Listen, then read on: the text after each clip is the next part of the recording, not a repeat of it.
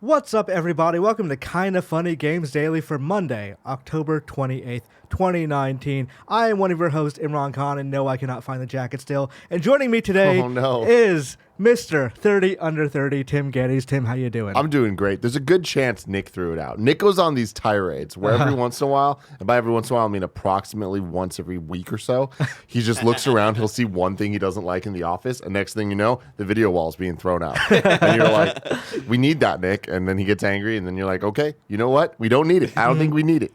And you just stay out of his way. Yeah. So that Halloween jacket, who knows where it is? There's a good chance it's at a Goodwill right now, and then he'll have to rebuy it for a KFAF bit, but then he'll hate it again and return it to the same Goodwill. It's a vicious cycle. It's recycling, but with money, our money. There was a not officially Kinda Funny meetup, but Kinda Funny best friends were at a Kansas City, barcade there. Yeah. And I think it was Cam Koenig, wearing the exact jacket. Oh, it's horrible. But it actually fit him, so that's fine. Tim, let me ask you, I had this thought on the Uber on the way here.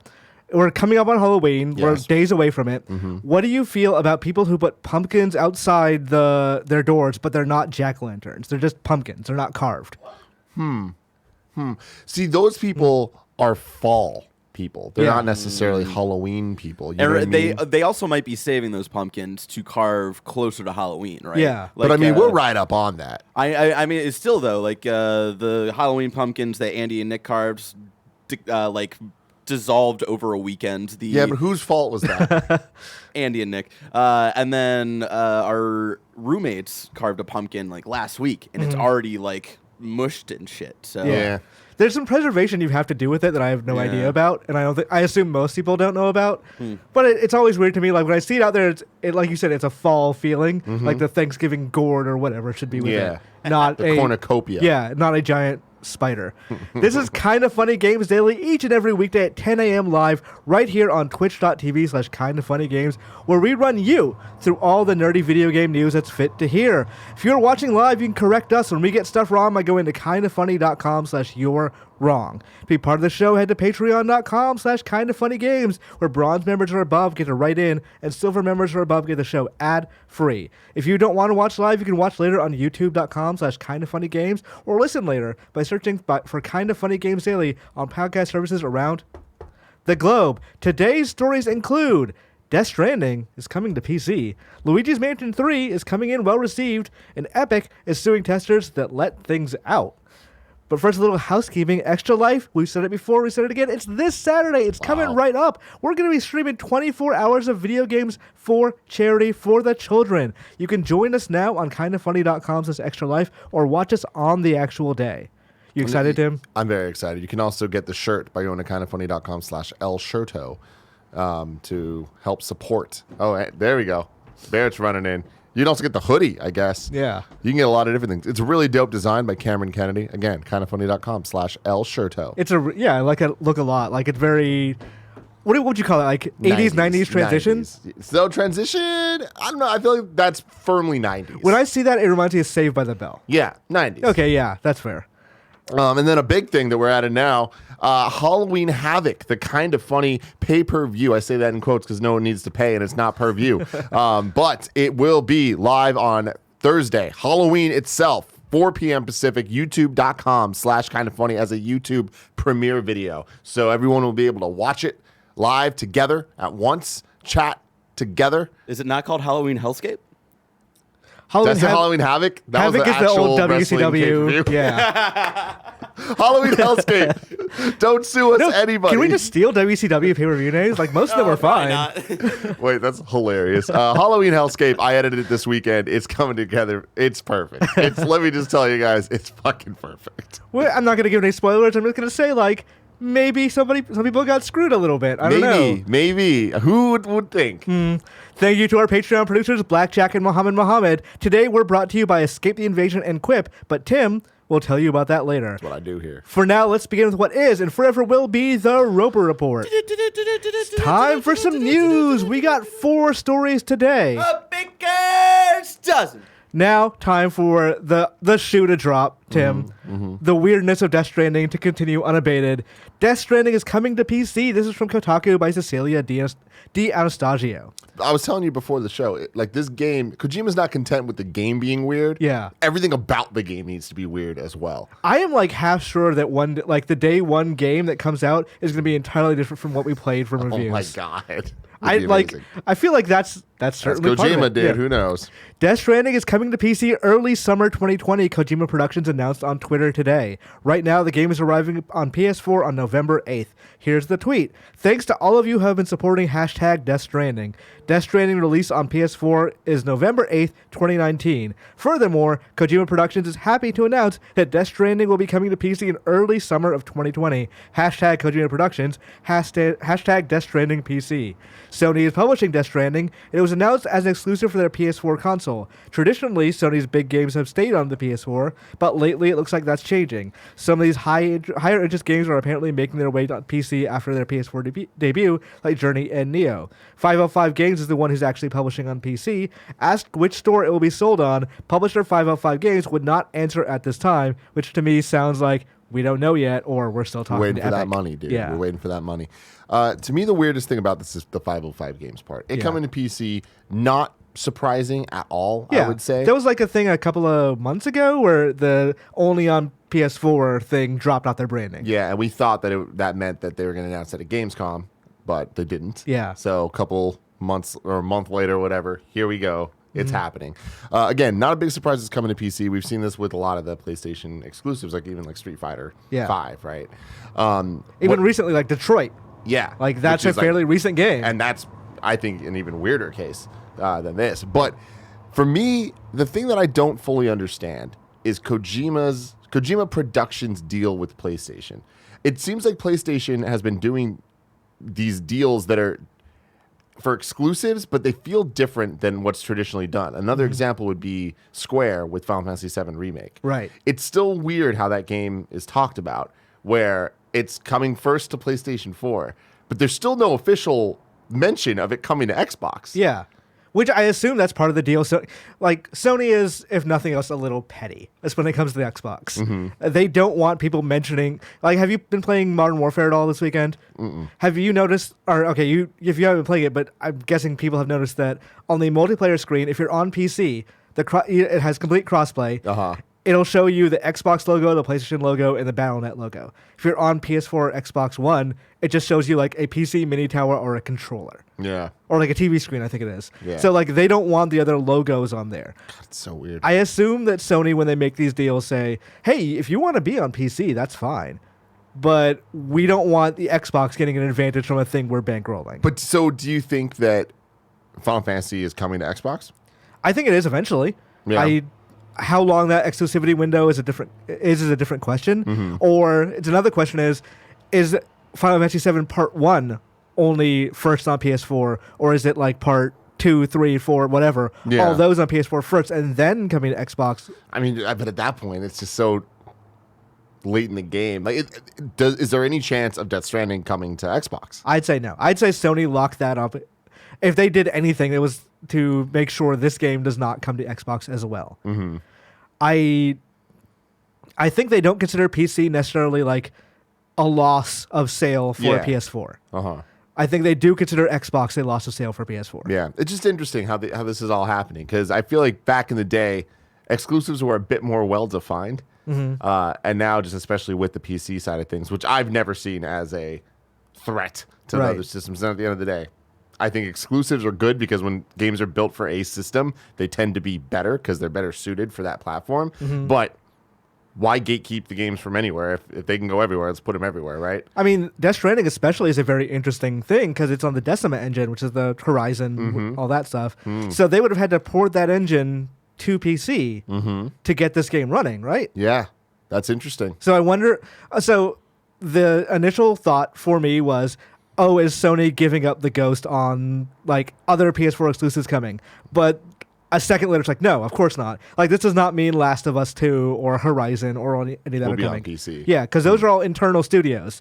I think when they made the deal with Kojima Productions, because keep in mind, even though this is published by Sony, it's not Kojima Productions is not a Sony studio. And that's so interesting. It's like their second party at this point, if even. So second party is like a thing that actually never made any sense. Yeah. It was a statement, I think, or not statement. It was a wording Nintendo used to use. Yeah, with Silicon Knights. I think Rare was like their actual first like time they used that. Mm-hmm. But it was like, we don't own them, but they only work with us. Yeah. But like it's a marketing term really, and it doesn't actually have a real meaning. Yeah. It's whatever we want it to make. Like you could consider Next Level Games, who made Luigi's Mansion and all that, a second party, but technically they can make whatever they want. Yeah. They just only don't make Nintendo games. Yeah. Yeah. So I think Kojima Productions, if we want to really get into the weeds of the definition of it, they're an indie studio. Yeah. They're a very extremely well-funded Yeah, indie studio yeah. that has Mads Mikkelsen in their game, but they're like technically an indie studio. So they can just like, for this game specifically, I'm guessing they made the deal with Sony to not put it on Xbox, but for the next game, they could go to Microsoft to be like, hey, they had their turn. Do you Yeah. want to give us $50 million to make a prototype? Interesting. What do you think about the 505 games aspect? So I talked to them, I want to say last PAX, or PAX before this one, about what they plan to do, why they're making all these big moves, because at the time they just secured Control, they got Bloodstain on all that. Like they're trying to make big moves in the publishing space. Who would have thought? 505. They used to be a terrible publisher. Like Yeah. you saw the 505 label on a game, and you're like, this game is going to be Oof. bad. Yeah. And to some extent, like, there are issues I have with them as a publisher now because I don't think they marketed Control very well. That game should have done a lot better than it did because they just shut up about it after E3. And I think how they handle Bloodstain is pretty bad as well. But this is their like first giant move into a major publishing thing. And I suspect that, I don't know, I would have to guess that other publishers are vying for the chance to get this game and put it somewhere else. So I'm really curious how they ended up with it. Yeah. They have to have like some relationship with Kojima somewhere. Interesting. My guess, and this is just maybe like, I don't know how well they like each other, but Kojima and Igarashi used to work together. Mm-hmm. Like maybe they're like, hey, can you give us an introduction? Yeah. Like, can you talk to Kojima because he used to be your boss at Konami? Yeah. Like, would you be able to like have that link for us? And maybe that's how they got in. It's all connected. Yeah. Strands. Or maybe like, maybe they've already made the deal with Epic. Yeah. And they made the deal saying, hey, if you give us the money to port this game over, we can take it to them up front and tell them, we're already paying you to for the port. It can be ready next summer. Epic's, Can you imagine if being the 505 guy, going to Kojima's office being like, hey, we already got the deal. We just need you to say yes. And like how they'd be feeling inside, like, please just say yes. Please just say yes. Yeah. And he's like, you got it. And then they leave the place. And they're like, yes. Yeah. Tim Sweeney is going to kill us if we don't do did this. it. Yeah. Yeah, it's crazy, man. Like, But I mean, granted, we don't know for sure it is coming to Epic, but I'm guessing. yeah, no, I mean that would make sense. But man, yeah, this is just, it's weird to think that there's a Kojima game coming out that has nothing to do with Konami, and that 505's logo is going to be on the box of some versions. Yeah. But do you still, think this hurts Sony? Not at all. I don't. I mean, the only way that I think it does is the value of actually having first-party studios. Mm-hmm. And exclusives are great, and Death Stranding's great, and they're obviously treating it like a big flagship title for them. But the risk of losing the IP Right. is scary, right? And it's like building up what could be a major franchise with the initial installment, getting it out there, and then having everyone play it somewhere else potentially next go around. That's scary, and that's not good, especially when you want to have as beefy output as possible, especially going next gen with Xbox building up their studios, right? Right. I'm thinking back to when the PS5 was first revealed, I think it was earlier this year with Mark Cerny and Wired. And Wired asked him, like, hey, do you think Death Stranding will get a PS5 release? And Cerny did that coy, like, maybe it will. I'm starting to realize that the summer 2020 date means they're going to be porting this to PC with all the bells and whistles and probably ray tracing and all that stuff, which makes a very easy conversion when you want to put it on the PS5 with all those things again. Interesting. I really hope that if that's the case, it's not an additional charge. And I know that is crazy to ask for, but I just really, like I've said a million times on this show now, I hope that next gen gets rid of the idea of definitive editions needing to be on, or like remasters needing to be another game that you purchase. Yeah. Whereas I'd much prefer it to just be, if you own Death Stranding, you put it in, you get a patch that gives you those things. Yeah, I'm of two minds on it. Like, on one hand, that's revenue I'm sure they really like getting, because like Last of Us 2, I think sold an additional like 4 million copies on PS4, which is not Last of Us 2, Last of Us 1. So like when the remastered edition. So obviously that can help keep a game alive longer, and it can help fund the next game and all that stuff. On the other hand, there was, when the PS4 Pro and Xbox One X started getting talked about, there were developers and publishers that plan to sell like 4K upgrades, like as a new game or even as DLC. Yeah. And Sony put their foot down and said, no, absolutely not. That's going to hurt our bottom line and hurt our reputation if you do that. Yeah. So how they think about this one, do they think of it as a pro style upgrade, or do they think of it as a new generation, is going to determine how they actually do it. How would you feel about next gen if it was some type of, I don't even know the right word to use without like immediately turning people off to this, but some form of DLC where if you have Death Stranding on PS4, you can pay X amount of money to get the PS5 upgrades. I think it would be disappointing, but yeah, and still buy a PS4 copy. There still could be like PS5 copies of Death Stranding out there.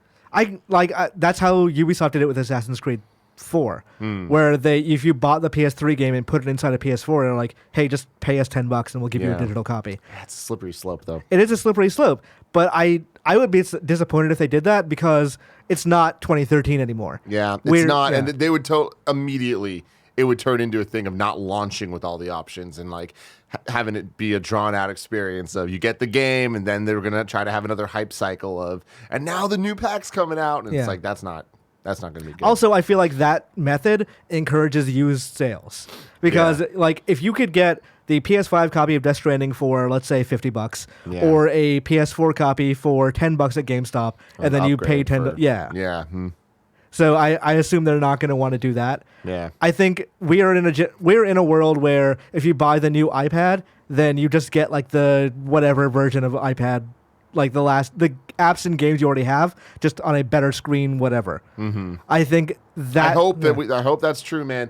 I feel like it's time. I feel like, especially with the cloud services and the like Game Pass style Netflix stuff that we have, it's time to not have to pay for the same games over and over and over. And you look at Nintendo, who are the most egregious when it comes to buying the same games over and over. Even they are like, hey, Nintendo Online, sure, you don't own it, but you don't need to buy freaking Mario Brothers 3 again. Yeah. You know? Which they were really bad about that. Like when Wii U and 3DS had the same account. Yeah. But you could only, like, you could buy Mario 3 on both systems, or you had to buy Mario 3 on both systems. It's ridiculous. Yeah.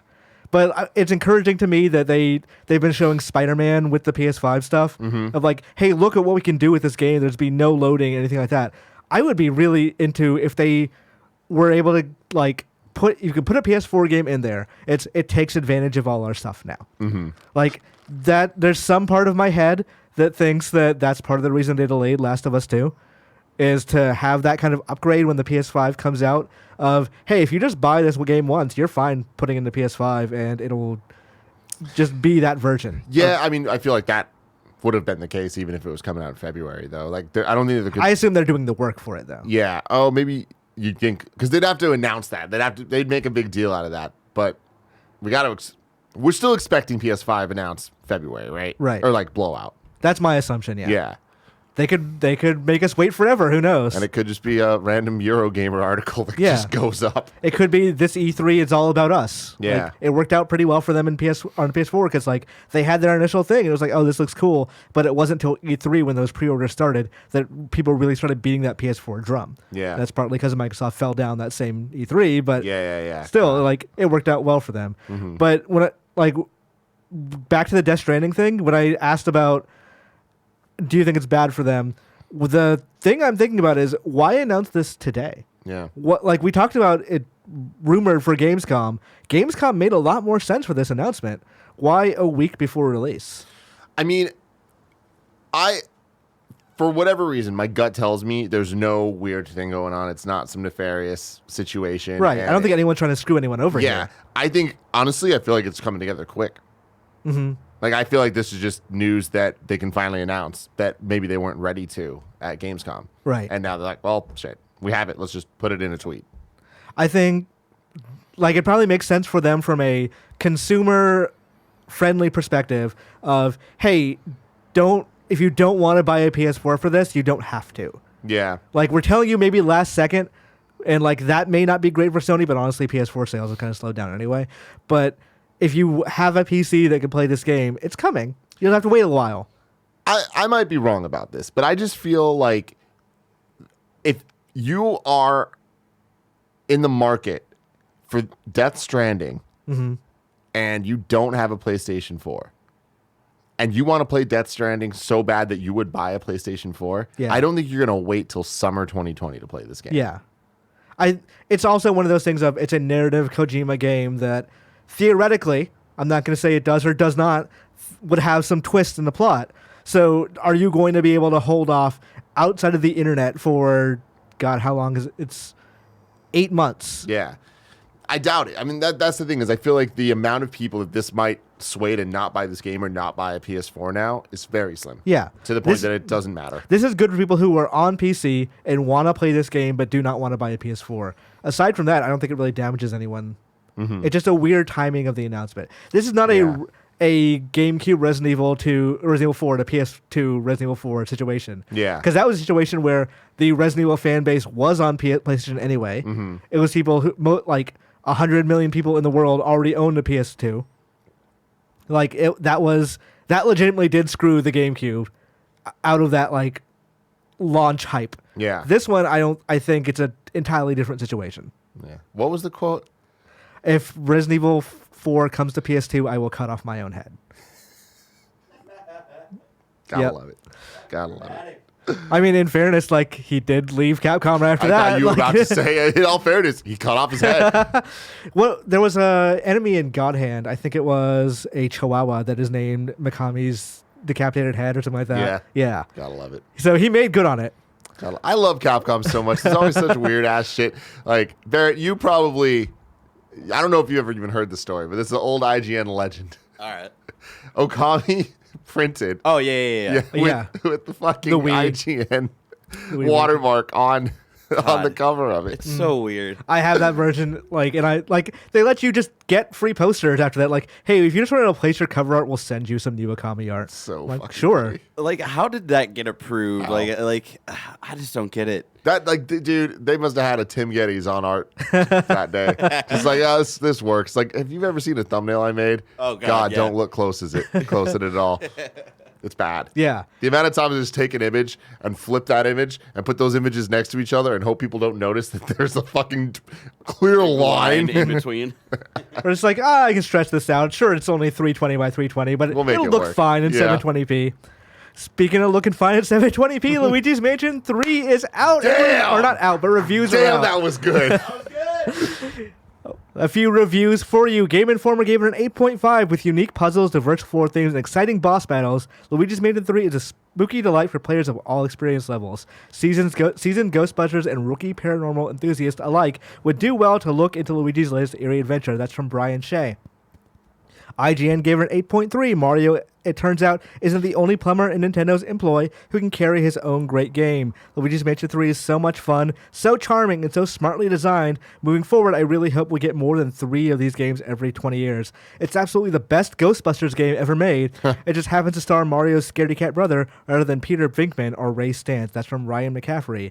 US Gamers gave it a 4 out of 5. Luigi's Mansion 3 occasionally suffers because of its fixed camera and a ghastly boss fight here and there. But the goo overwhelms... Oh, come on, Nadia Oxford.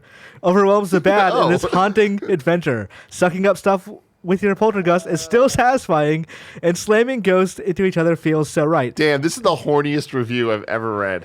It's so horny that I almost misread this next sentence fragment. Add buckets of charm. Oh my God. And you have a game that proves yet again that Luigi is a superior Mario brother. That's from Nadia Oxford. And Polygon gave it no score, but says Next Level Games continues a strong tradition of granting Luigi far more depth than a superstar older brother, even if he is always doomed to keep getting scared for our enjoyment. From Chelsea Stark. The Metacritic currently is at 86. Tim, we talked a little bit about it at the Gamescast before last. Yeah, 2 Gamescasts ago, I gave my pretty in-depth impressions and preview of the game. That honestly was the majority of the game, right? Or at least half of the game.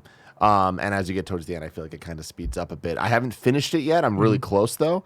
I'm having a great time with it. I'm a little shocked that these reviews are this high. But I also feel like this kind of shows that people didn't play Luigi's Mansion 2, where it's kind of like, I feel like we don't need more than 3 of these in every 20 years. Like, this feels like the right amount where it is nice to go back to, and it is such a different type of game that we just don't get too often. But we always talk about like the AA sphere, how it kind of fell out. I feel like Nintendo's AA sphere really kind of fell out, and it's nice to see this kind of like every once in a while pop up with something that is a smaller bite-sized adventure, not necessarily a Mario Odyssey style epic, right? The one thing that shocked me the most about these reviews dropping is Patrick Klepek's review, because I read it this morning, and he brought up the idea of having an existential crisis about collecting things playing this game. Yeah. And it was the same stuff that I touched on in my impressions review, preview, whatever the fuck you want to call it, where you feel the need to collect every coin and every dollar bill and everything, but like you're not using the money for anything. Right. And it feels weird that you want to, and that's the whole point of playing this game, is looking for every single nook and cranny to see what you can get, but all you're getting is stuff that you don't even really want, because eventually, and I was saying that I think it's a disservice to the game, you unlock a store that you can use the money on stuff, and the stuff sucks. And there's no skills, there's no growth, there's no abilities. It's just kind of like buying health that you don't really need to buy because there's enough in the wild already. Yeah. And so I thought that was kind of weird because it de-incentivized me to explore and look for stuff. But I just think it's funny that he tapped into that same thing I did, where it's just like, despite all that, I'm still looking. Like, I'm still 3 floors ahead of where I was last time, and I'm still looking in every damn corner for a coin that I don't need. I mean, it kind of comes back to an old Nintendo design philosophy, and I think this like kind of came out of Miyamoto's like personal preferences. But he always thought that the reward for an activity should be the activity itself, which meant it kind of got away from them at some point, because that's why Zelda games started suddenly having, oh, you're doing this extensive thing, and at the end of it, it's a bunch of rupees. Yeah. Because people wanted, as game design started changing, people started wanting more and more from these sort of things, and Nintendo started like, well, if you're going to collect the thing, you should just enjoy collecting. That's why you're collecting it. So I can kind of see Luigi's Mansion falls into that trap a little bit, but at the same time, I can easily see, like, Borderlands is a very good example, where I am constantly opening every single chest, not just the gun chest, everything I see, whether it's a small safe for money, even though I don't need money for anything anymore, or it's just, this is obviously an ammo chest and I don't need ammo. I just walk around hitting that stuff compulsively, because that's the game to me, I guess, a little bit. Yeah. And I can see a Luigi's Mansion thing being not great for me in that respect, of if there's stuff everywhere that has no real value, I will be still compelled to get it. Yeah, it's interesting because I feel like Luigi's Mansion does it differently than any other game I've experienced, where you're not collecting a whole bunch of things. You're collecting one thing. It's money. Yeah. And your money counter's at the bottom left of the screen at all times. And it just goes up and up and up. You start with nothing, and then you have thousands. And that number just keeps getting bigger and bigger and bigger. And there's something satisfying about that, right? And that's why I think that adding the store kind of ruins it and takes away from it, because if that is the one thing you're going for, like, what's the point of even giving you the option to take away from that for stuff that you really don't need? Yeah. And going to what you're talking about Nintendo's design philosophy of, like, it should be, the fun is getting the thing, not the thing. I feel like Luigi's Mansion 10 out of 10 nails that. Like, if this game is anything, it's charming. And if it has any strength, it's ability to surprise you with its cuteness and charisma. It just has such personality. It's Yeah. all those words. Which is what Next Because- Level game is good at, honestly. Totally. Yeah. But it's not just finding every nook and cranny. It's every nook and cranny interacts with your poltergust differently than the last time you did something. One room will have like a tablecloth that you can like pull off the table, and then you find something. But then the next room you go into, like 3 floors later, there'll be a tablecloth, but it doesn't interact the same way. It has a different type of animation that like maybe it gets stuck in the poltergust and it shoots up and it knocks something else over. And it's like it's that sense of never doing the exact same thing twice. None of them being that satisfying, but there's just something about exploring and finding new ways to make Luigi make weird sounds. Yeah. That is kind of the point of the game, you know? And like to that extent, it's fantastic. It's just a weird head thing. There was a review I was watching earlier. It was Andre's review. He's kind of talking about like he doesn't like the way the combat has kind of changed in this game. It got a bit more complicated. That it's The way that the what? the combat against Ghost. Okay. Yeah, that it's like not quite as simple as it was in the previous games. You get a little claw hand. Yeah, I can kind of understand like you don't necessarily need to make Luigi's Mansion more complex, but at the same time, Nintendo games are more expensive than they've ever been before, and people expect more from a $60 video game than they ever had before. So you can't keep it exactly the same either. Yeah. Yeah, and that's the other thing is like I'm pretty shocked that the reviews are this glowing, Yeah. given the price tag and stuff. But again, it's Nintendo. Nintendo go Nintendo. They're Yeah. gonna charge us $60. I mean, they have like that discussion has been going on for several Nintendo games this year already. And this year, I think, Yeah. is like the biggest kind of example of it, and they're not going to stop. And the value of video game is so Subjective. Yeah. and it's such a weird thing that like I almost applaud them for just being like, fuck it, we're going 60 because these games wouldn't happen otherwise. Yeah. You know, we wouldn't get a Luigi's Mansion or Link's Awakening remake that looks the way that it does. Right. When you start having to budget a game for less than 60, you'll be like, okay, well, people aren't going to pay whatever amount for this. Like, they're not going to pay $30 or that's their ideal price for it. You start looking at the game differently a little bit, and I kind of wonder if Nintendo themselves do that, like when they're publishing the game, like, well, this is a budget title, so we don't need to focus too hard on it. Yeah. I personally will probably not pay $60 for this game, if only because I have so much other shit going on right now. Yeah. That if I pay $60 for this game, I'm going to not touch it for a while. So I might as well pay $60 for it in 6 months anyway. Yeah. But I like the way the game looks. I like the way, from what I've played of it, I enjoyed that. Did you ever get a chance to try co-op on it? No. Did you ever get a chance to try multiplayer? No. So those two things might be like the things that I'm most interested in. Yeah. And like those might justify the cost for me. See, those are the things I'm like, I do not want that in Luigi's Mansion. Yeah. Like, nothing I like about Luigi's Mansion sounds better with those. I but like the 3DS we'll see. multiplayer, so Yeah. I'm like I played it once with some friends, but it was enough for me to be like, okay, I give this a shot again. You know what Luigi's Mansion multiplayer I did like? The one in Nintendo Land. I was thinking about Nintendo Land the other day of like, damn, that game was really good that no one really cares about it. It's what a great concept that I wouldn't argue it's really good. It Donkey has Kong one was really super good. moments, and like the Find Mario or whatever it was, where Mario like runs and you have to like chase. It's like tag essentially. There was so much fun to be had in a room of people that could only come from the Wii U. You know what I mean? You know why I was thinking about it? Because I was putting up my Switch game cases on my shelf the other day, and I put up 1-2 Switch, and I started thinking, like, this game would have been better if it was Nintendo Land. Like, if they just took the same concept of, here's Nintendo IPs, like, why is that Sword Samurai thing not the sword guy from Rhythm Heaven or whatever? Yeah, it's weird. I wonder if they'll ever revisit it. I kind of doubt it. Nintendo Land or 1-2 Switch? Nintendo Land. Yeah. 1-2 Switch, I hope. I think Nintendo Land was a massive failure for them, so they're not going to, but... God, I will never forget. I think it was the only Nintendo conference that I was ever actually at E3. I think it was their last Nintendo conference ever. Yeah, you're right. Yeah. Yeah, so it was that one where they opened with the Zelda 25th anniversary orchestra playing, and that was the debut of that, and I was like, this is fucking awesome. Let's go. And then it kept going, and there was some cool moments. They had the 3DS segment where that was where they announced Luigi's Mansion and Mario Kart 7 and a whole bunch of cool stuff, and like the screen was pretty and like 3D and shit. And then they get to the end, and they're one more thing. Reggie goes out on stage, and they bring out all these shitty ass like standees for Nintendo Land. They're like, Nintendo Land! And it was just like, what the fuck is happening? I remember the very specific phrasing was, one last thing, we want to welcome you back to Nintendo Land. Because they'd already talked about it. And Yeah, then you're right. they came back and like fireworks and all my that God, stuff. dude. It was horrible. Fucking horrible. I can understand after that year why they're like, you know what, press conferences are a really expensive way to just fall on our ass. Like, let's just not do this. And honestly, I think the direct method works better for them. It totally does. I'm man. not someone who's very nostalgic about press conferences. I think if we don't have to do them, then don't do them.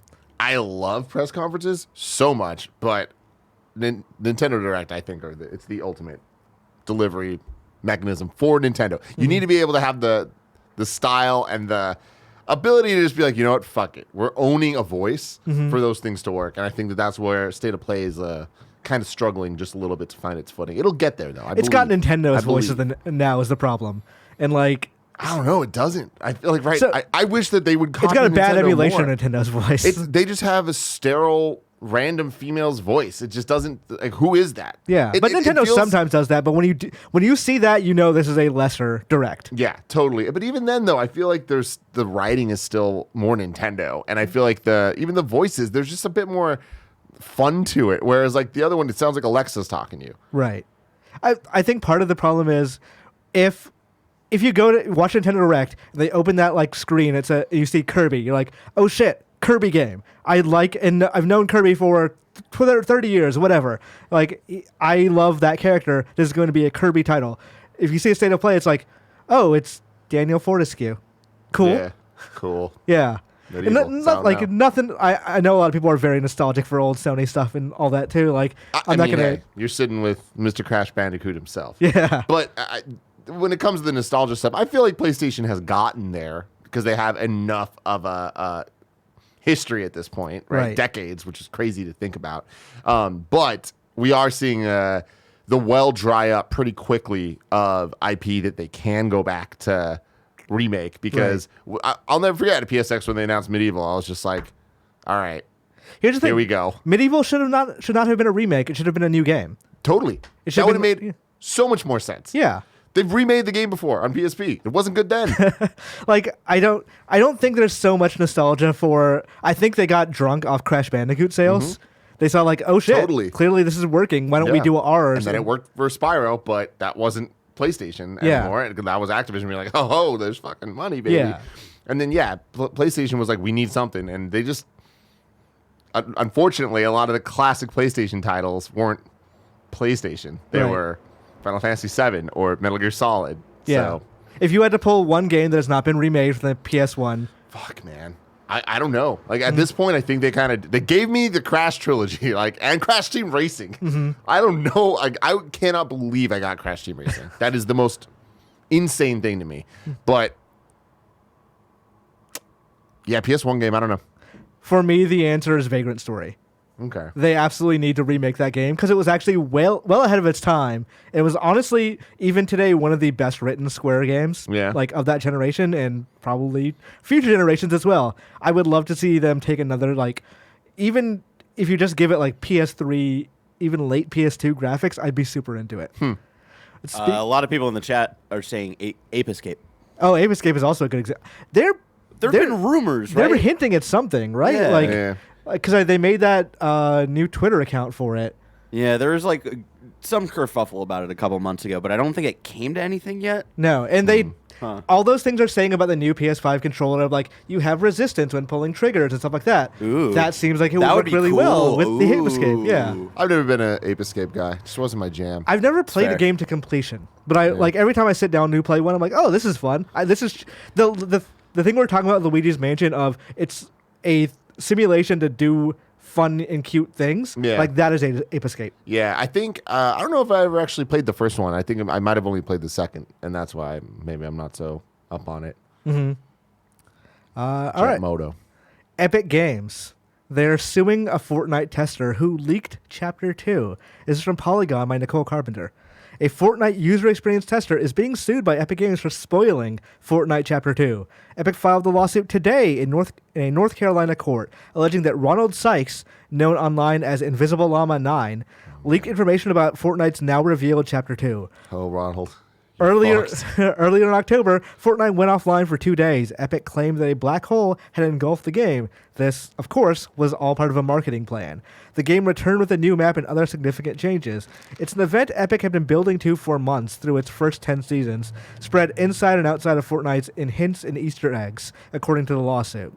The lawsuit said Sykes broke a non-disclosure agreement by revealing information he learned as a user experience tester.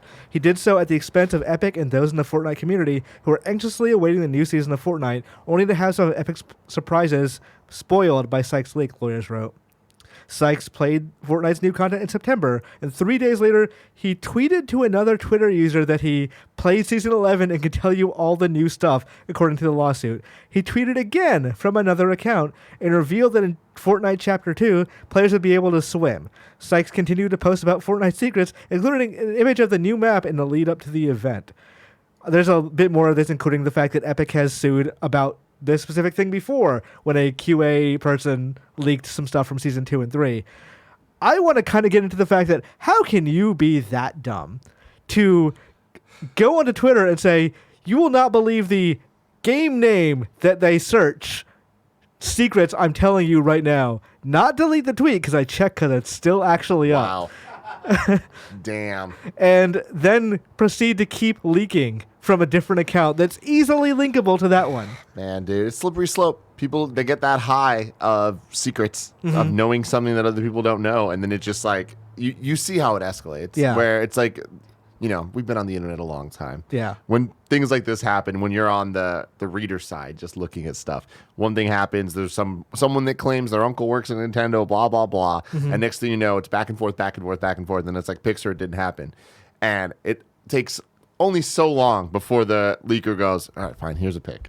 You know? Yeah. And that's when shit gets real. And then all of a sudden, the floodgates are open.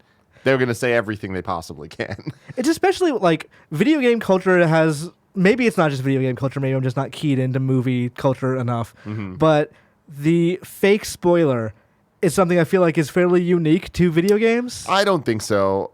I think, especially with TV and movie stuff, like if you follow Game of Thrones or I watched all of Game of Thrones in a month. Marvel, wow, that's insane. It was not great for my health. But what a fucking month. But like if you follow Game of Thrones Reddit or you know, Marvel or Star Wars or anything, it's like, yeah, it's a ton of especially right now with Star Wars. Like you know how many like leaked plots there are out there? It's like, all right. Yeah. Cool. Like I remember when right before Dark Knight Rises came out, the entire plot was leaked, and it was like the legit plot and stuff like that. Like, yeah, it's I don't think it's very unique to video games. Do movie leakers tend to get like the same level of celebrity that video game leakers do? Because we have like Smash Brothers leakers that they have their own nicknames and stuff like that. It's different because I feel like the video game side of it is a lot more ongoing in like a news way, whereas like movies and TV shows kind of just they happen. So it's like it'll be in cycles of spoilers, but like Walking Dead spoilers, there's like a whole group that's like that's what they do. Yeah. But yeah, it is that aspect of it. I do think is a bit more unique, where it's like, but there's insiders, Right. You know, but I guess there's insiders there too. I just don't know them. You know, I mean, like from being on this side of it, like it's kind of a burden to know things a lot of like as somebody who frequently just says like, oh yeah, I heard that, whatever. Like when you know things, people want to know how you know things, or they want like totally like to bring up Smash Brothers again. Remember last year when that was that never Grinch forget. bullshit? My favorite time of the fucking generation. And I was like, I think I said something like, yeah, that's not real. Like I know of characters who were in this that are not in that leak, and like people went after me pretty hard. Yeah, there was a lot of nastiness that went on with that, which is very unfortunate because I had so much fucking fun with it, and it sucked. That's the thing. Like this stuff should all be fun. It should be fun. Yeah. And like the fucking great. God, I love it. What a time. What a time to be alive. I was with Andre in New York playing Smash Brothers, actually, at the final preview event. Game Explains, Andre, at the time. And he was talking about you. Being like, it's bullshit. Like, I know it's bullshit.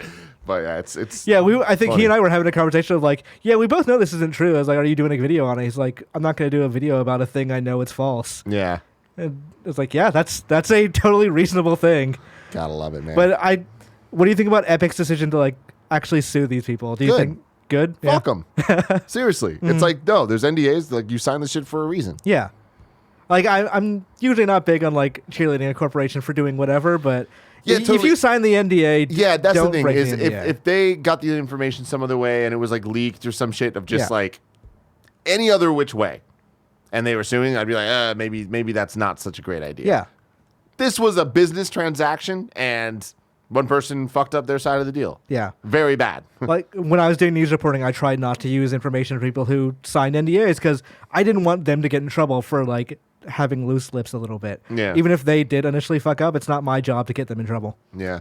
I love that. Speaking of leakers and stuff, I feel like you are the most in the know person I know in the industry. It's like you know everything at all times about all the secrets. It used to be a lot. I mean, obviously, like since like leaving Game Informer, people are tighter lips.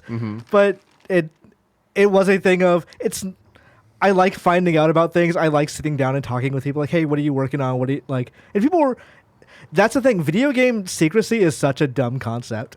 Of like, oh, this guy told me he's working on this blank new Capcom game, but shh, don't tell anyone because Capcom doesn't want to talk about it until they actually officially reveal it. And there's some logic behind it of, oh, what if the game gets canceled or whatever. Yeah. But at the same time, like, no one really needs to hold that in that big a secret. Like that, if you told me tomorrow that, they talk about movies 5 years ahead of time, like, oh, the new Mad Max is back on track. So they're going to start making that thing. They would never tell you, oh, I'm just going to pull a name out of here that has nothing to do with anything. The new Bionic Commando is on track, but hasn't been officially announced yet. They haven't rolled out the trailer or the marketing plans.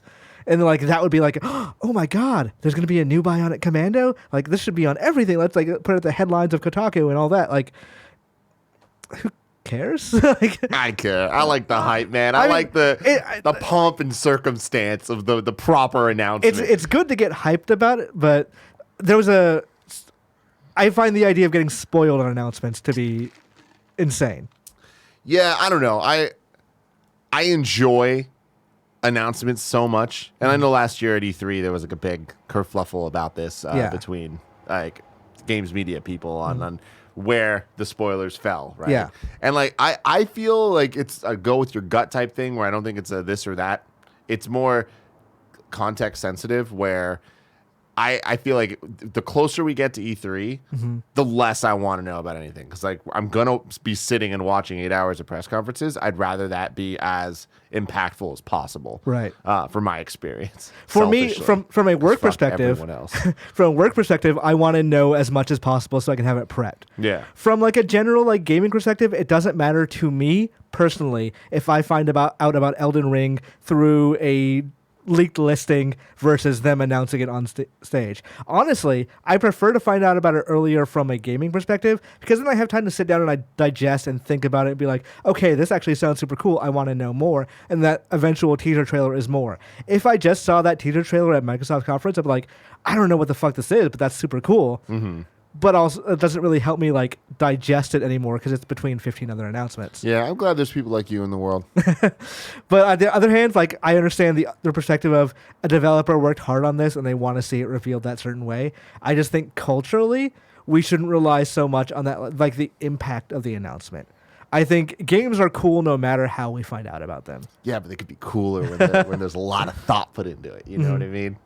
Speaking of things that haven't had a lot of thought put into them, Sony is considering the sale of PlayStation Vue. This is from GamesIndustry.biz by Hayden Taylor. Sony is looking to sell off its live TV streaming service, PlayStation Vue. As reported by The Information, sources close to the matter claim that PlayStation Vue is up for sale, having failed to turn a profit since launching in March 2015. With around 500,000 subscribers, Sony has raised the price 3 times, with most recently last summer when it increased to $50 a month. PlayStation Vue has not featured prominently in Sony's marketing push, indicating the service isn't a priority for the company. Similar services like DirecTV, which is part of AT&T, are also struggling. Over the past few quarters, the service has seen its subscriber numbers dwindle from 1.9 million to 1.3 million. However, other services like Sling and Hulu Live are performing well, and the sale price for PlayStation Vue is expected to be in the tens of millions, despite its problems. I had PlayStation Vue for a couple months for The Bachelor, and it worked great. Like, it really did, and I had no problems with it at all. The only reason I switched off is because YouTube TV became available. Yeah. And YouTube TV is fucking fantastic. So I use YouTube TV, and it's basically a Law and Order recording service for me. That's great too. But YouTube TV similarly went through a giant price hike, and we're just going to see that. That's just what TV is turning into. If you want it, there's a cost associated. Yeah. You can cut the cable cord. You're just going to pay somewhere else, but that's realities. Do you think this kind of TV service is like? Do you think the market wants that anymore? Like, I don't know. YouTube. I think they do. I think that it's just not necessarily on their PlayStation or associated with PlayStation. I always thought that was a weird kind of like that. It wasn't like built into Sony TVs. Vue makes a lot more sense than PlayStation Vue. Right. This feels very early 2013, 2014 generation of this console cycle. Thought of this is going to be your living room device. Right. Remember when they were doing that at press conferences? Like, hey, we got Powers. We got a new TV show coming exclusively to PlayStation. Yeah. It's weird. like they're not doing that anymore because I guess it didn't pay off. Yeah. So Powers got like canceled. I feel like after like 3 episodes. I heard it was like the first episode was good. I never even bothered to watch. It was like, free for everybody too. Yeah. or for PlayStation Plus people. My best friend Curran uses PlayStation Vue still. Mm-hmm. Yeah, I used it a couple of times, but it's only one of those things where if there's a show that I really want to watch and there's a new season of, like, I only get it for like that month or two, right? Like, it's the same with HBO Go and stuff. Like, I'll get it when Game of Thrones is coming out, right? Like, yeah, for Vue, it's like when the new season of Better Call Saul is going up, like, that's when I get that, and then I cancel it like when Saul is done. So it's like a very selective process because there's still shows and channels out there that like aren't easily accessible through just like streaming services. So. I mean, ABC, The Bachelor. I'm the same way. I only do it during Bachelor seasons, which is 75% of the year. But God, that sounds exhausting. but it's like it's crazy that I can't just get that show or get ABC without paying for some type of cable situation.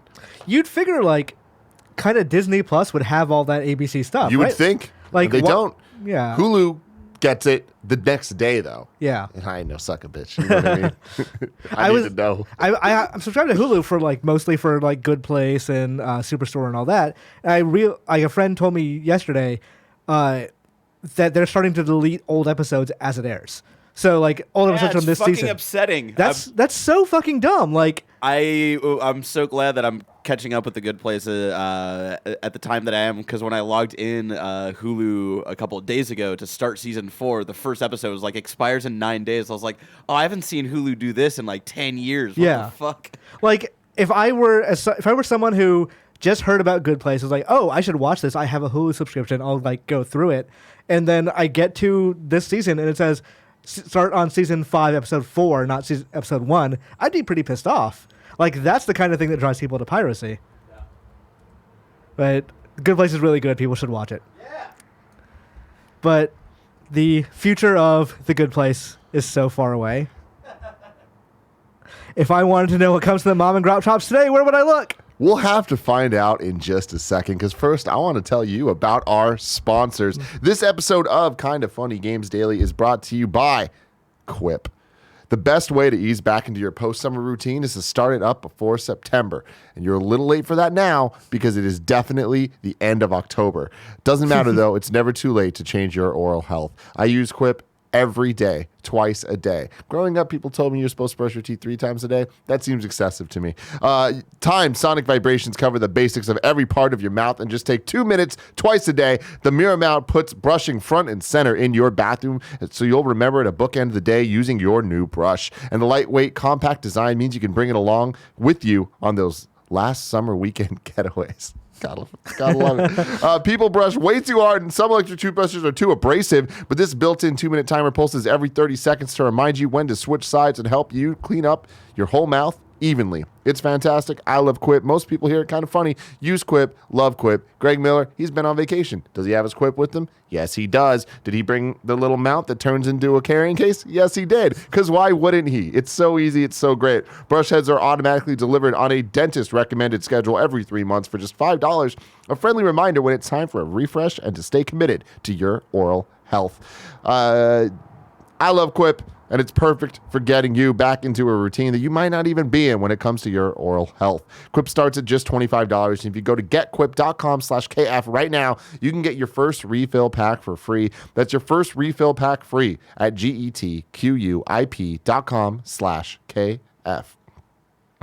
Also, shout out to Escape the Invasion. Have you ever wondered what you would do if you found yourself in the middle of a post-apocalyptic world that has been ravished by a deadly virus and inflicted by aliens? I've thought about some of that. Maybe not all of it together, but now that they propose that question, my mind is a stirring, Barrett. From the makers of Hunt a Killer, the popular true crime mystery subscription game, comes Escape the Invasion, the sci-fi game where you are a survivor on a rapidly dying Earth after an alien invasion. The cool thing here is it's essentially a escape room, but it's in your living room. It's like a fun family experience you can enjoy with your friends and family, where every month they send you a different box with different physical things, clues, and stuff to put together this story. Greg and Jen have done the Hunt a Killer one. They really, really enjoyed it. Had a great time with that. Every month kind of builds chapter after chapter to build this big story about how you are trying to escape the invasion. Right now, just for you guys out there, you can go to escapetheinvasion.com/KFgames for 20% off your first box. That's escapetheinvasion.com/KFgames for 20% off your first box. escapetheinvasion.com/KFgames. Go to the website, escapetheinvasion.com. It's cool. The website kind of gives a really good idea of what this actually is and what it looks like, and it's just super fun looking. So go check it out. It might sway you into being interested into this. Now, Imran, you wanted to know where we would need to look if we were trying to figure out what games were coming out to mom and grop shops and all that. I did. You need to look no further than the official list of upcoming software across each and every platform as listed by the Kind of Funny Games daily show host each and every weekday. Yeah, that's how you do a jingle, Tim. Out today, Xenocrisis is out on PS4, Switch, PC, and Mac. Door Kickers Action Squad is out today on Switch. Travel Mosaics 10 Spooky Halloween is out today on PC and Mac. Last Shark Standing, is that a shark battle royale? Is out today on PC. The Lost Cave of the Ozarks is out today on PC. Highway Game is out today on PC. URO2 is out today on PC. Sushi Party 2 is out today on PC. Okay. New date, Earth Knight, which is it came out on Apple Arcade recently. It's a very nice looking hand-drawn game. Is out for PS4, Switch, and PC on December 3rd. Oh, okay. Please bring this up, Barrett. Yeah. We're about to bring up Last Shark Standing. You know what? Chaotic fishing action. It looks like a party mode game. Yeah, I'm disappointed because, like, in my head, I was thinking, you remember that Jaws Xbox game?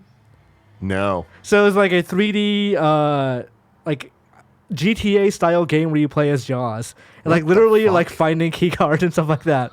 But I was picturing that, but, like, 100 sharks come into an ocean kind of thing. Yeah. Yeah, this is interesting. This is disappointing. It reminds me of those like little like magnet games where you like put the yeah. Maybe that's what it's based on. Deal of the day. Amazon is having a buy two get one free sale on certain video games. It includes games like Code Vein, Resident Evil 2, DMC 5, and Catherine. Wow. If you're looking for some pre-Christmas bolstering of your library. Hit after hit. It's time for some reader mail. You can write into patreon.com/kindoffunnygames where you can get the show ad-free. But let's look at what Frankfurter has to ask. EA, or good morning, Timron. EA is coming back to Steam, probably. With test files of EA games showing up on Steam, the rumors are gaining a lot of traction. If everything is correct, EA Origin is still going to be a thing, so why are they putting their games on Steam? Is it so they can sell more? Is Origin being phased out? A little of both? Really curious as to why this is happening now when seemingly everyone is making their own storefronts. Thanks for all you do, Frankfurter. So basically, like a couple of games like Dragon Age started getting update files in the Steam backend. So people started seeing that, like, why would they suddenly update this now? Mm-hmm. And the assumption is that EA is going to start putting their stuff back on Steam. I think Frankfurter kind of gets it in one of, it's so they can sell more games. Yeah. Like, the reason they split off in the first place was Steam has a 30% cut, which is industry standard, but EA could just sell it themselves and make that 30% cut back. Yeah. Like, not have to worry about giving a cut to anyone because it's their store. I don't see everyone going this direction, but I can see in the future everyone be like, well, why don't we just put it on their store too? Who cares? What do you think the methodology is behind that timing wise? Do you think that it's EA looking at it being like, all right, we got enough people to sign up for Origin that they're going to stay there, so now we can be here as well, and that's not going to hurt us? Or is it kind of them giving up on Origin in a way of not having that be the primary push? I think it's both a little bit, because Andrew Wilson, the current EA CEO, was also head of Origin for a while, so that was kind of his baby. So there was nothing like they were not going to divest themselves from the Origin plan as long as he's CEO. Yeah. At the same time, other people in EA are starting to come up, like Laura Miele is like being groomed for CEO position at some point. So as the power starts shifting and like Soderlund's out too and all that stuff, it starts making sense to start looking to see where you can start increasing those revenue streams a little bit too. I also expect the fact that Battlefront 2 did not drive Origin signups as much as they thought it would is probably important. If Star Wars doesn't do it and people are not coming to Origin for single player games, we got this game that's coming out on PC. What do we do with it? Like, are we really going to hamstring our sales just for like that number not crossing the other number? Maybe the 30% isn't worth it. Like, that is my expectation, that they're trying to do that a little bit too. Interesting. People who are on Origin and love Origin, I've never met one, but I'm sure they exist. We'll probably stick to that service, but you're not going to get new people just because... You're not going to get a ton of new people just because Fallen Order is on there exclusively. Yeah. God, I can't wait for Fallen Order, man. We're so close. I'm extremely hyped for it. I feel like I am more hyped for it than Pokemon at this point. Oh, I am entirely more hyped for Fallen Order. Pokemon, it's Pokemon. I'm excited for it. I know exactly what it's going to be. It's going to be good. Yes. It's going to be real good. It's a known quantity at this point. Whereas Fallen Order, I think, has the potential to be exceptional. I saw a trailer today that was labeled the Need for Speed Heat launch trailer. And I was like, what the hell? Like... Because I always forget that game was announced like a month and a half ago. Or 2 months ago. And it's coming out now? In a week. And it, like, pre-order just started today, apparently. All right. I don't understand what that game is. Yeah, that's weird. I think it's an EA trying a new strategy. Because we talked a little bit about, like, they're fairly quiet about Fallen Order. They didn't say much about Plants vs. Zombies, the new shooter. Like, that just sort of came out. Like, they talked a bit about, like... I feel like Fallen Order is getting a lot of mainstream commercially type press. Right. Which is where they should probably be putting their dollars. I feel like for it being a Star Wars game, they put way more behind Battlefront. And maybe it didn't work out that way. Maybe they're skittish because it's a Star Wars game. Why do you need to... Like, it has the name Star Wars on it. It's going to be associated with the whatever... like in GameStops and Walmarts and all that around the world. Yeah. So maybe they don't need to worry about it, but I always felt they were a little too quiet about Jedi Fallen Order. But thankfully now they're actually doing preview events and like we're talking about it too. Yeah. God, we're so close. So the 5-star man writes in. This is going to be one that gets us some hate mail. Hello, Timron. Over the weekend, it came to light that the new Call of Duty Modern Warfare campaign features a fictionalized version of a real-world war crime. However, the developers changed the facts around to make it seem like the Americans were the heroes, even though in reality it was American troops that committed the atrocity. Do you think there will be any sort of backlash over this? Do you think there should be? Is this any really different than playing any other war game, or do you think the developers have crossed the line here? Can't wait for the extra live stream. Thanks for everything you do. From this 5-star man, Asa Gray. So the thing in question is there was, to go back to the actual reality of it, there's a place called the Highway of Death between Iraq and Kuwait. As in the first Gulf War, as Iraq was, I guess, retreating from Kuwait, they were all on that, I think it's an 8-mile stretch of highway. I might be totally wrong on that number. But they were bombed by American, German, British troops. And basically, I think... approximate numbers. It was never really said like how many actually survived and how many fled and all that, but 500 to 600 people died, and it's considered like not only a war crime, but it's considered the reason the war ended was after that George H.W. Bush said, "Okay, we have to cease all hostilities here because this has gone too far." In Call of Duty Modern Warfare, because the Russians were the ones who invaded the fictional Middle Eastern country, they are also referenced as being the ones who committed the Highway of Death atrocity. For some reason, they brought a real-world like war crime into a game that they're otherwise like alternate universing. So a lot of people, me included, honestly, are like, why the fuck would you do that for a game that you're marketing as this big, we're gonna show what war is really like sort of thing? Why are you trying to make it seem like the Americans were the hero there and the Russians were the bad guys? And like the discourse is kind of running its way through Twitter. Some people saying like, well, I don't really care about it, it's a fictionalized version or whatever. I think it's kind of important to look at these things and question why they did that.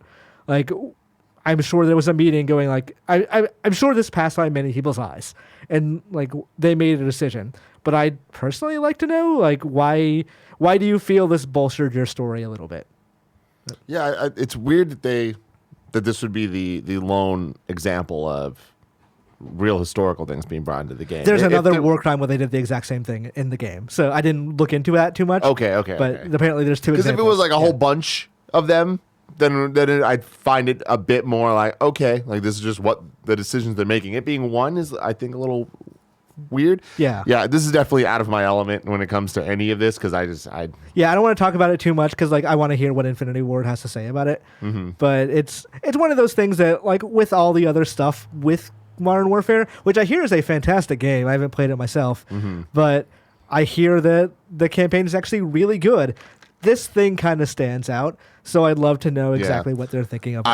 You asked earlier if I played it this weekend. I didn't. I was trying to play it this weekend, but the download was very large, and it was just taking a long time, and I had to edit the pay-per-view. So I think on PC it's something like 125 gigs. Yeah, it's crazy. I noticed that it was taking longer than my games normally take. I don't know what was up with that. I'm also in the middle of moving, so my house is a fucking mess. I don't know if it's connected to the right Wi-Fi or whatever. I think when I was moving, Fire Emblem just came out, and I spent way too long.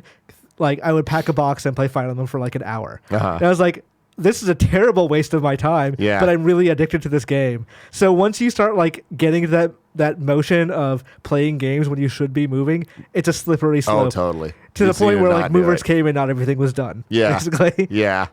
Oh, man. But your romances were great. Yeah, no kidding. Squad Up. I didn't get any this morning, so you guys need to send more in if you want to play some more games. Call of Duty is a good example of something you can start playing. You're Wrong, where you guys told us what we got wrong throughout the show. Let's see. Medieval on PSP was partially a remake, but different enough it's entirely a new game. Medieval fans did not like it. Also, remake Croc. New PvZ game was called Give me Battle some for Gex Neighborville. while you're at it. You know what I mean? Enter that gecko, dude. So Gex is a weird thing. Gex was owned by Switchman. Square Enix owns it now. It's part of the Square Enix collective, where indie developers can sign up to make a Gex game if they want to. As far as I know, no one has asked to make a Gex game. I love it. Yeah. I love it, man. Jaws game for 360 was called Jaws Unleashed. To be fair, most Mario games... Yeah, that's not... Did anyone ever find the original IGN picture that was used in the Okami Wii cover? I have no idea. I'm going to go ask them next time I go into the office. But my question is, why was there, like, even in any kind of IGN thing, why was there the IGN logo... Like right by his mouth? Embedded into the picture itself, you know? It's just so confusing. Yeah, I know There's IGN so watermark things, steps. but it's usually like bottom right or bottom left corner. Yeah. It's so weird that it was like right in Amaterasu's mouth. It's like not even like where it was watermarked, but like why was it watermarked in the first place? I don't know. Just a lot of questions. Yeah. Powers made it to season 2, but then got canceled right after the second season aired. Eric K says, Tim, you can get a digital antenna from Amazon for $30 to get ABC, NBC, Fox, and local channels. It's totally worth it. That's true. And I know, but the problem is I'm spoiled now, and it's like I want to be able to record things and watch not live. Yeah. You know what I mean? Like, the best way to watch Bachelor is to have it recorded and be able to skip the commercials and skip the coming up on The Bachelor, because that's half the fucking show. Yeah. If you want to borrow my digital antenna, I don't use it for anything. If you decide you find yourself in a live Bachelor mood. Okay. If I'm in a live pickle, I'll hit you up. All right. That looks like it for You're Wrong. tomorrow's host. Oh my God, my long odyssey as host is finally over. Yes, for a it little is. bit. Greg is back. He's making his return. And I will be co-hosting with him because otherwise I won't be able to know what to do with myself tomorrow if I'm not hosting the show. Wednesday is Greg and Gary Witta. Thursday is me and Greg again. Friday, it is you and Greg, the originals. Hell yeah. Gotta love it, Gamescast, man. we mentioned it last week. It's going to be a very special episode. It is. It's going to work a little bit differently. So it's our Death Stranding review. And because embargo for that is midnight on Thursday going into Friday, our time, we are going to publish Gamescast then. So it will not be live for Patreon users on Thursday, and it will be up for everyone on that time, not on the normal Monday schedule as things normally go. But Patreon people still get it ad free. So there you go. Really looking forward to that conversation. Me too, man. Really looking forward to it. You can also hear last week's Gamecast today because it's now out publicly where we talked about The Outer Worlds, which I really liked, by the way. Yeah. No, I fucking watched a video and you shit all over it, and you're stupid. You're real stupid. I explicitly used the words "I'm very positive" on it several times. Yeah. Nah, not what I watched from the video. I obviously totally watched the entire way through, dude. I hate people. This has been your Kind of Funny Games Daily for Monday, October 28th, as we go into the spookiest week of the year. Get spooky, baby. Get spooky. Thank you, Tim Geddes, Thank for you. joining me today.